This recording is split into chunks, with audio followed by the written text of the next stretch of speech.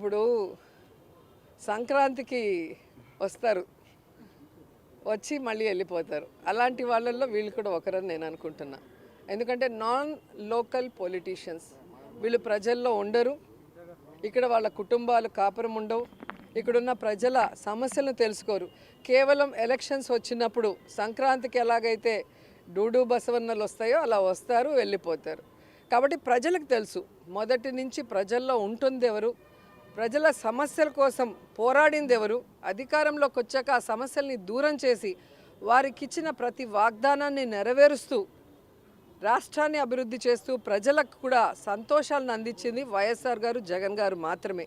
కాబట్టి ఈరోజు ఎవరో వచ్చి ఏదో చెప్తే జనాలు నమ్మటానికి పిచ్చోళ్ళు కాదు. ఇప్పుడు సోషల్ మీడియా చాలా అవేర్నెస్ క్రియేట్ చేస్తుంది. సో ఇక్కడే పుట్టి, ఇక్కడే పెరిగి, ఇక్కడే ఓటుతో ఆయన ఇక్కడే ఇల్లు కట్టుకొని, ఇక్కడే తన కుటుంబం కూడా ఉంటూ ప్రజల మధ్యలో ప్రజానాయకుడిగా ఎదిగిన వ్యక్తి జగన్మోహన్ రెడ్డి గారు.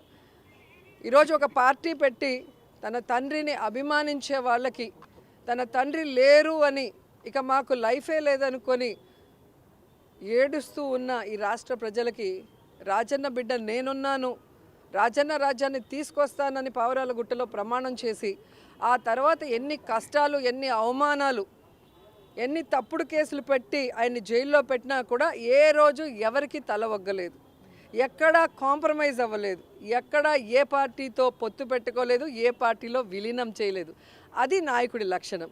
అంతేగాని పక్క రాష్ట్రంలో పార్టీలు పెట్టి అక్కడ జనాలు చీకొడితే మళ్ళీ ఇక్కడికి వచ్చి కాంగ్రెస్లో చేరి మాట్లాడితే ప్రజలేం పిచ్చోళ్ళు కాదు. ఈరోజు ఆంధ్రప్రదేశ్లో కాంగ్రెస్కి ఓటు అడిగే నైతిక అర్హత లేదు, హక్కు లేదు.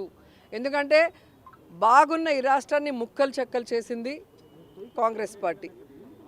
2 సార్లు కేంద్రంలో అధికారంలో కాంగ్రెస్ రావడానికి కారణమైన వైఎస్ఆర్ గారి పేరుని ఆయన చనిపోయిన తర్వాత ఎఫ్ఐఆర్లో పెట్టి అవమానించింది ఈ కాంగ్రెస్ పార్టీ.